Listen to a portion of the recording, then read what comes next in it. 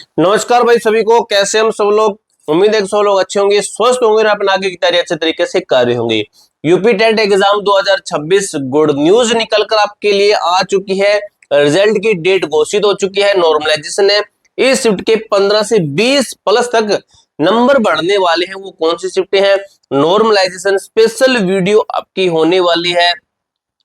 Paper 1 है 18 normalisation, paper 2 16 normalisation, paper first इस तरीके से 20 15 20 तक किसको नॉर्मलाइजेशन मिलेगी, पूरी जानकारी लेंगे। काफी सारी स्लाइड है, एक एक चीज को क्लियर करेंगे। वीडियो को लाइक और चैनल को सब्सक्राइब कर लेना, क्योंकि आगे की जो भी जेन्युइन अपडेट है सबसे पहले हमारे चैनल के माध्यम से आपको दी जाएगी।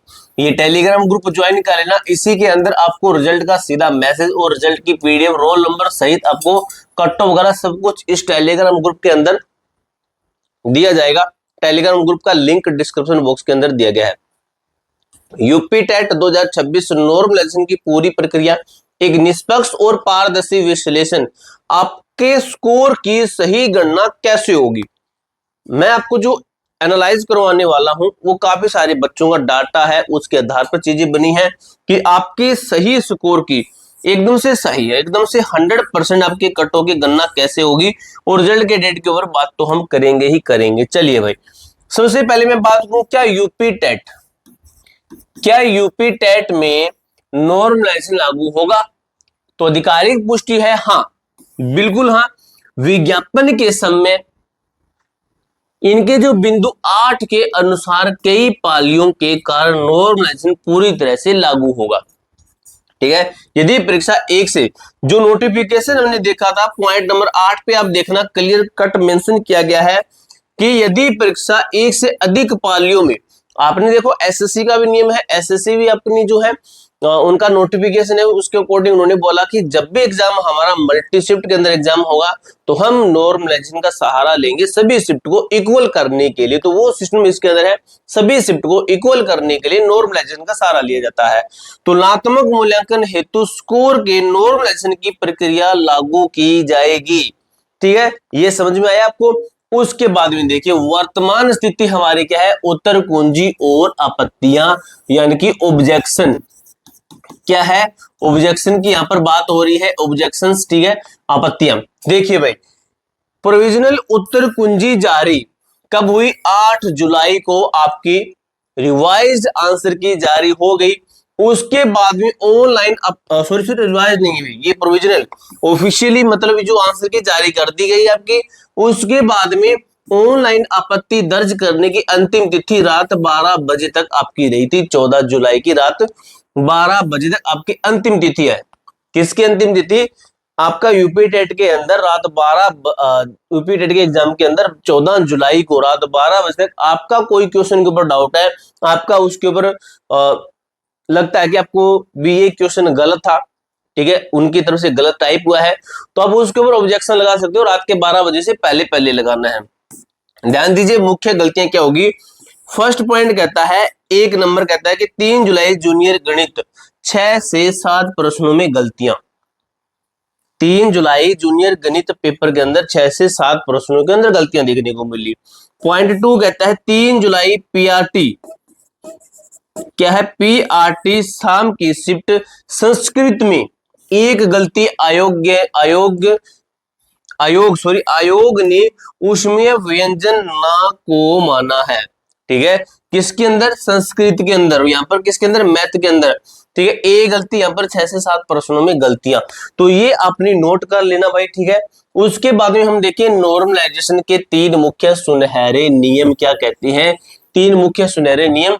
एक तो है आपकी समानता, शिफ्ट का स्तर देखा जाता है, कठिन शिफ्ट कम औसत अंक, आसान शिफ्ट ज्यादा औसत अंक। जो लो यानी कि शिफ्ट जो सबसे इजी होगी तो उसके अंदर बच्चे ज्यादा अटेम्प्ट करेंगे तो उनका स्कोर ज्यादा बनेगा। ऐसी शिफ्ट जिसके अंदर पेपर हार्ड है तो वहां पर बच्चे स्कोर कम अटेम्प्ट कर पाएंगे, स्कोर कम खड़ा कर पाएंगे, तो उनका एवरेज स्कोर ऑटोमेटिक कम होता है। तो इस अंतर को ये सही करने के लिए क्या करते हैं, इसकी नॉर्मलाइजेशन करते हैं कि इन दोनों शिफ्टों को इक्वल कर दिया जाए, इन शिफ्ट को इक्वल कर दिया जाए, एक बराबर कर दे। नॉर्मलाइजेशन के अंदर नंबर घटा बढ़ाकर अंकों का फासला देखिए भाई, छात्रों के अंक एक दूसरे से कितने अलग हैं, यह पेपर का संतुलन बताता है, पेपर का बैलेंस बताता है, पेपर का लेवल बताता है। अलग अलग शिफ्ट के अंदर एक समान स्केल क्या है, कठिन शिफ्ट के अंक बढ़ाकर सबको एक समान स्तर पर लाना होता है, ठीक है, या घटाकर या बढ़ाकर सभी को इक्वल करना होता है, तब जाकर बच्चों का सही फेयर सिलेक्शन मानते हैं कि बच्चों का एकदम से सही सिलेक्शन होगा।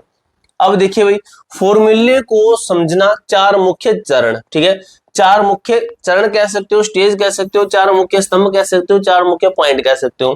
पहला पॉइंट एमटी, क्या भाई, आपकी शिफ्ट का औसत, जिस शिफ्ट में आपने परीक्षा दी उसके सभी छात्रों का औसत अंक देखा जाता है आपका।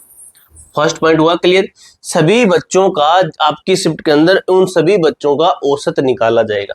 सेकंड पॉइंट कहता है एमक्यू, क्या है, सभी शिफ्टों का कुल औसत, परीक्षा की सभी शिफ्टों को मिलाकर बना औसत अंक, ठीक है, परीक्षा के अंदर सभी शिफ्टों जितना पेपर होना सभी को मिलाएंगे, कितने बच्चों ने एग्जाम दिया उसके डिवाइड करके सभी का औसत निकाल लेंगे, सभी का एक एक शिफ्ट का औसत निकाल लिया एक साइड में सभी बच्चों का औसत निकाल लिया, ठीक है। एसडीटी क्या है, आपकी शिफ्ट का बिखराव, आपकी शिफ्ट के छात्रों के अंकों में कितना अंतर स्टैंडर्ड डेविएशन है, यानी कि ये देखेंगे कि किस शिफ्ट के सभी शिफ्टों के छात्रों के अंकों में कितना अंतर, किसी के ज्यादा बने किसी के कम रहे, किसी शिफ्ट के ज्यादा एवरेज बन गए किसी कम बन गए, ये देखा जाता है। एसडीक्यू क्या कहता है, कुल बिखराव क्या है, सभी शिफ्टों के छात्रों के अंकों का कुल अंतर कितना है, फिर इनका अंतर निकाला शिफ्टों का, फिर इनका अंतर देखा जाता है कि किसके अंदर कितना अंतर है। तो ये नॉर्मलाइजेशन का एक तरीका होता है, उसका फॉर्मूला होता है। अब देखिए समझिए, गणना की प्रक्रिया आपका स्कोर कैसे बदलता है। देखिए चरण ए कहता है अंकों का अंतर, ठीक है, यानी कि मूल स्कोर, ठीक है, आपने अपनी शिफ्ट के औसत से कितना बेहतर प्रदर्शन किया। आपकी शिफ्ट के अंदर मान लीजिए एवरेज रहा, एग्जांपल के लिए मानता हूं एवरेज रहा आपका 70 नंबर रहा, मान लीजिए आपने बना रखा है 74 और आपकी शिफ्ट का एवरेज निकल रहा है 70, तो मेरे भाई आप एकदम से सही हैं, आपको बेनिफिट हो सकता है।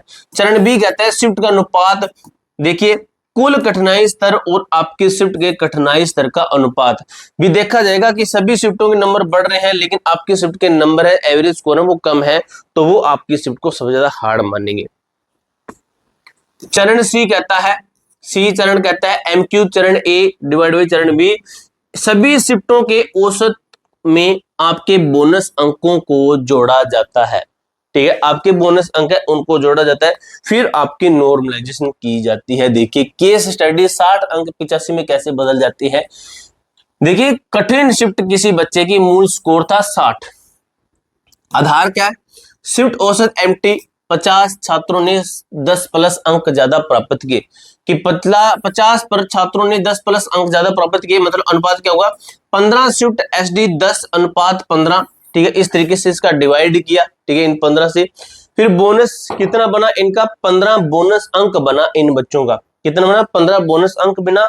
अंतिम परिणाम क्या हुआ कि जो ये बच्चे थे कुल औसत कितना 70, ठीक है, इसको मिलाकर 70, तो आपका 15 तक आपका 15 बोनस होने के बाद में कितना हुआ 60 से आपका सीधा चला गया 85 नंबर, 15 जोड़ने पर तो 75 बनता है भाई, 75 मानिए कि 75 आपका बन जाता है इस तरीके से, ठीक है। तो ये इसके अंदर बताया गया बेहतरीन तरीके से। अब आगे समझिए, शिफ्ट के अनुसार अंकों पर प्रभाव, एक नजर में मैं बात करूं तो क्या कहता है, दिनांक 2 जुलाई 2020 शिफ्ट 1 पेपर 2 कठिन रहा 8 से 10 नॉर्मलाइजेशन, 2 जुलाई शिफ्ट 2 पेपर 2 मध्यम से कठिन 5 से 7 नॉर्मलाइजेशन, 3 जुलाई शिफ्ट 1 पेपर 2 मध्यम से 5 से 7 अंक, 3 जुलाई शिफ्ट 2 पेपर 1 मध्यम से कठिन 6 से 8 अंक, 4 जुलाई शिफ्ट 1 पेपर 2 आसान से मध्यम 3 से 5 अंक की नॉर्मलाइजेशन देखने को मिलेगी, ठीक है। अब देखिए निष्कर्ष क्या है, निष्पक्षता का सिद्धांत कहता है नॉर्मलाइजेशन का मतलब आपके अंक कम करना नहीं है, बल्कि इसका मतलब है कि कठिन पेपर में आपकी मेहनत को बाकी शिफ्ट के बराबर सम्मान दिया जा रहा है, आपको उसके बराबर किया जा रहा है, ठीक है। पूरी जानकारी अच्छे तरीके से क्लियर हो चुकी है। इसके अलावा आपका कोई डाउट हो, कोई क्वेरी हो, कमेंट बॉक्स में पूछ सकते हो। मिलते हैं दोस्तों नेक्स्ट वीडियो के अंदर, तब तक के लिए जय हिंद जय भारत।